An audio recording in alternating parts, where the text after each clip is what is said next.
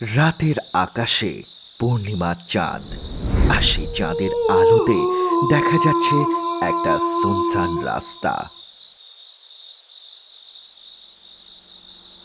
হঠাৎ একটা গাড়ির হেডলাইটের আলোর ঝলকানি। একটা গাড়ি দ্রুত গতিতে এগিয়ে আসছে সেই রাস্তা দিয়ে। গাড়ি চলেছে ঘন জঙ্গলের মধ্যে দিয়ে। হঠাৎ আরম্ভ হলো বৃষ্টি। দেখা গেল গাড়িতে দুজন বসে আছে, একজন কম বয়সী, একজন বেশি বয়সী। দেখে দুজনকেই বেশ চিন্তিত লাগলো। কিরে মাইকেল, গাড়ি চালাতে কেমন লাগছে?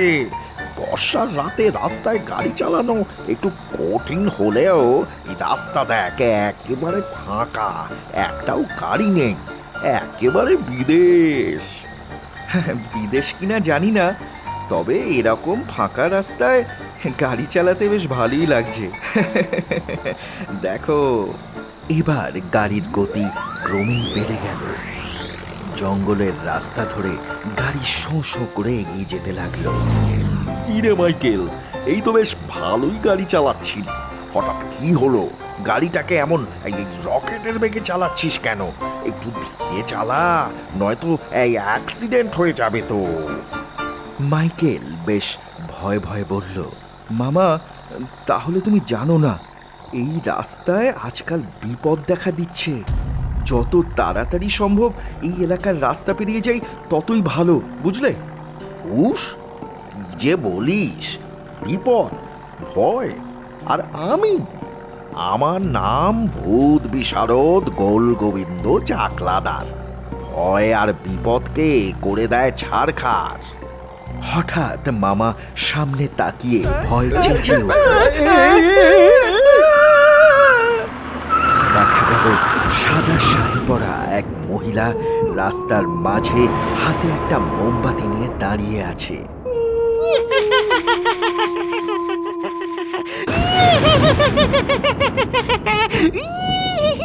মামা আর মাইকেল ভয়ে চেঁচিয়ে উঠল, হ্যাঁ মামা, মামা, ভূত! সামনে একটা বিভৎস নারী মূর্তি দাঁড়িয়ে আছে, যার চোখ দুটো চিতার আগুনের মতো জ্বলছে। মনে হচ্ছে নরকের শত সহস্র প্রেত একসাথে পৃথিবীর বুকে উঠে আসছে।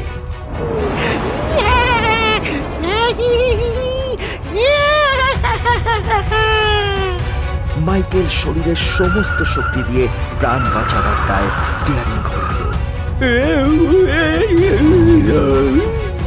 পালা পালা পালা, এখান থেকে চালা তাড়াতাড়ি গাড়িটা। হ্যাঁ মামা, চালাচ্ছি। গাড়ি সেই পেতনিকে পেরিয়ে দ্রুত গতিতে জঙ্গলের রাস্তা দিয়ে এগিয়ে গেল। এখন গাড়ির রকেটের বেগে এগিয়ে চলেছে। ও, বাঁচা গেল রে। মামা, দেখো, ওদিকে তাকিয়ে দেখো, কতগুলো ভাঙা গাড়ি পড়ে আছে। রাস্তার ধারে দেখা গেল অনেকগুলো দুর্ঘটনাগ্রস্ত গাড়ির ধ্বংসাবশেষ পড়ে আছে। এই দেখ রে মাইকেল, হতভাগ্য মানুষগুলোর গাড়ি পড়ে আছে। এত দুর্ঘটনা শুধু এই একই জায়গায়! আশ্চর্য, ওই বিভৎস পেতনিটা কি তবে এই সব দুর্ঘটনার কারণ? হঠাৎ একটা আওয়াজ হলো, আর হ্যাচকা টান দিয়ে গাড়ি থেমে গেল। মামা, গাড়ি তো একেবারে আটকে গেল। একে পেছনে পেতনি, আর তার মধ্যে গাড়িটা গেল টেসে। এ তো বিপদের ওপর বিপদ। এখন কি করি বলতো? চল, বাইরে গিয়ে দেখি কি করা যায়। মাইকেল আর মামা গাড়ির বাইরে এসে দেখল রাস্তায় পড়ে থাকা অনেকগুলো পেরেকের জন্য গাড়ির সামনের দুটো টায়ারই ফেঁসে গেছে। কোন হিপোপটেমাস রাস্তার মাঝে এতগুলো পেরেক ফেলে রেখেছে? এর একটা বিহিত হওয়া চাই। বিহিত তো পরে হবে, এখন এই বৃষ্টির মধ্যে রাস্তার মাঝে দাঁড়িয়ে থাকলে তো চলবে না। গাড়িতে বসা যাক। কিন্তু মনে হচ্ছে রাস্তার ওই পেতনিটা আমাদের ধাওয়া করে না এখানে এসে পড়ে। আমাদের একটা নিরাপদ আশ্রয় চাই। মাইকেল একদিকে আঙুল দেখিয়ে বলল, মামা মামা ওই দেখো একটা হোটেল যেন আমাদের জন্যই অপেক্ষা করছে। একটু পুরনো, তবে কাজ চালিয়ে নেওয়া যাবে, কি বলো?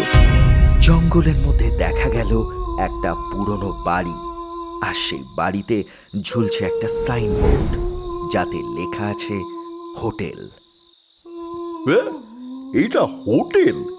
এ তো হোটেল নয়, হোটেলের ধ্বংসাবশেষ, যাকে বলে হানা বাড়ি।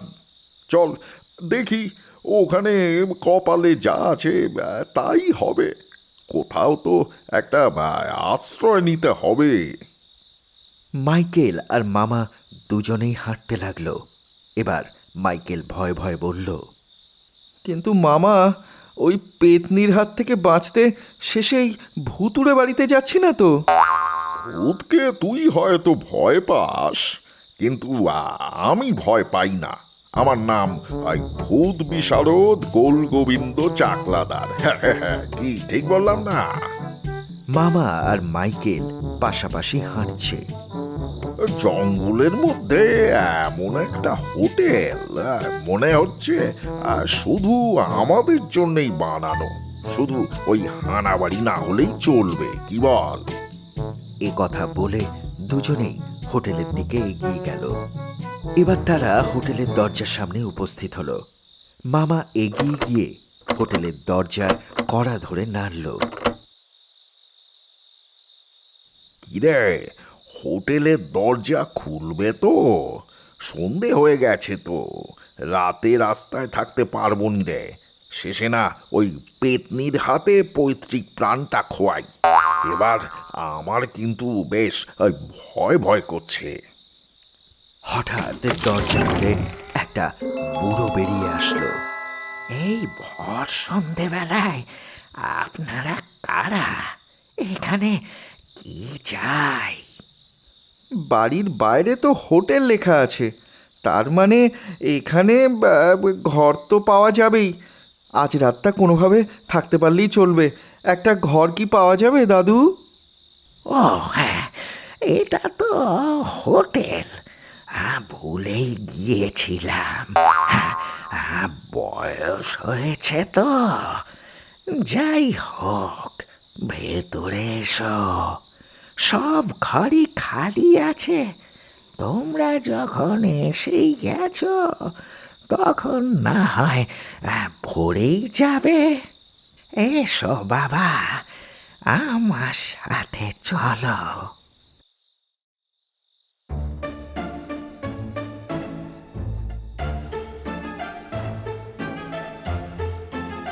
আচ্ছা মাইকেল, এই ভূতের কথা বলে এই লোকটা কি আমাদের ভয় দেখাতে চাইছে? রাস্তায় ভূত, আবার ওই বাড়ির ভেতরেও ভূত। তবে বাড়ির ভেতরে ভূত আসবে কোথা থেকে বল? এই বুড়োটাকে তো দেখে মনে হচ্ছে ও নিজেই একটা জ্যান্ত ভূত। বুড়ো এসে একটা ঘরের খোলা দরজার সামনে দাঁড়ালো। এই হলো আপনাদের ঘর। দরজা ভালো করে বন্ধ করে শোবেন।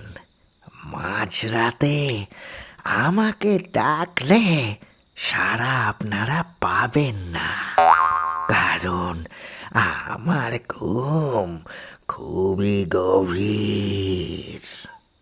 হ্যাঁ, যাই এবার। এ কথা বলে বুড়ো পেছন দিকে ফিরে হাঁটতে হাঁটতে চলে গেল। মাইকেল, পকেট থেকে তোর ওই পার্লেজির বিস্কুটটা বার করে দে তো, বড় খিদে পেয়েছে। তারপর যখন ঘুম পাবে তখন আমরা না হয় ঘুমোতে যাব। মাঝরাত, জঙ্গলের মধ্যে বাড়িটা যেন একা দাঁড়িয়ে আছে, ঠিক যেন একটা হানা বাড়ি। দূরে একটা শেয়াল ডেকে উঠল।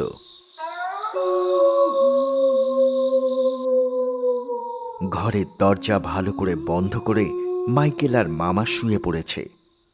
মামা কথা বলতে বলতে কিছুক্ষণ বাদে ঘুমিয়ে পড়ল, কিন্তু মাইকেলের চোখে কোনো কারণে ঘুম নেই।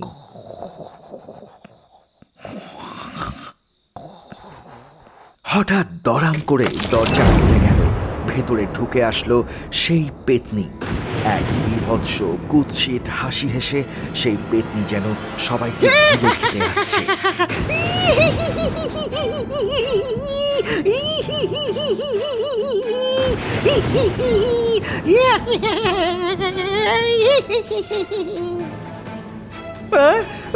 সেই পেতনি! মামা, মামা, ঘুম থেকে ওঠো মামা! সেই পেতনি! আরে মামা! আমি ভাবলি আমার হাত থেকে পালাবি? তোরা আমার হাত থেকে পালাতে পারবি না, আমার হাতেই মরবি। পালা পালা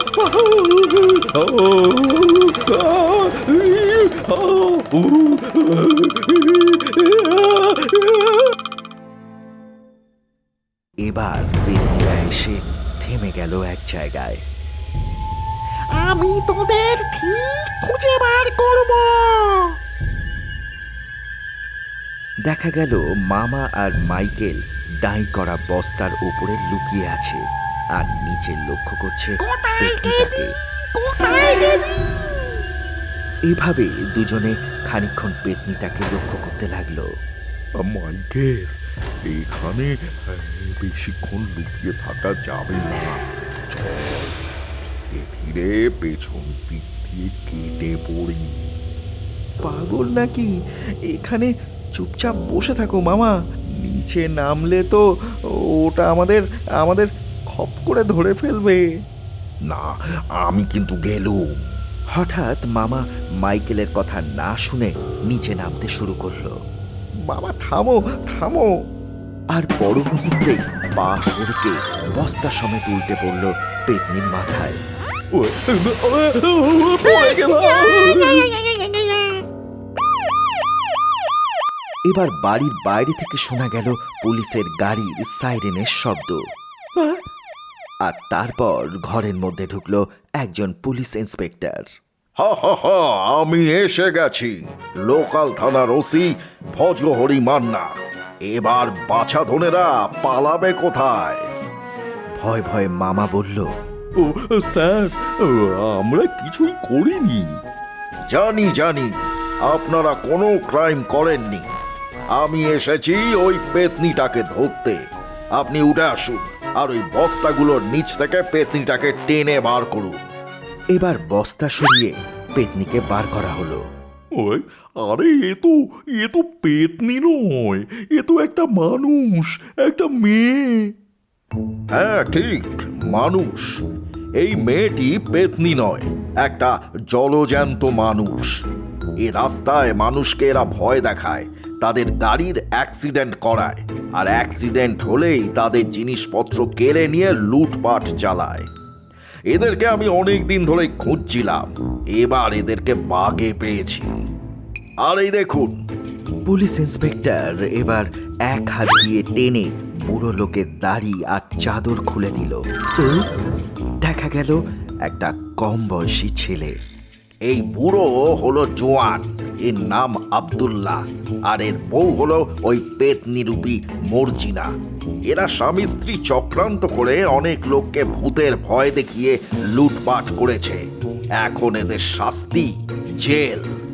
মাইকেল, তুমি ঠিক সময়ে আমাদের ফোনটা না করলে এদেরকে আমি হাতে নাতে ধরতে পারতাম না। তোমাকে অনেক ধন্যবাদ। ধন্যবাদ তো মামাকে দিন।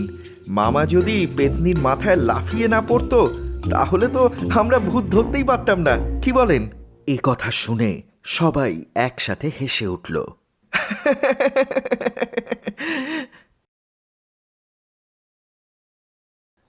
ভোর রাতের দিকে টায়ার সারিয়ে মামা আর মাইকেল আবার গাড়িতে উঠে পড়ল বাড়ির উদ্দেশ্যে।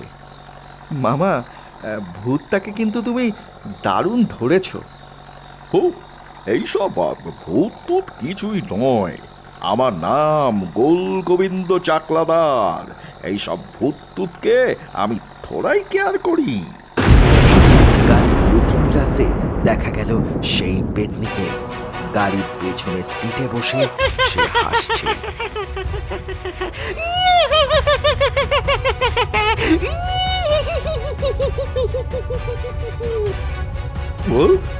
পেতনি! মাইকেল, গাড়ি চালা! পেতনি! মামা, আবার সেই পেতনি! মাইকেল, পালা!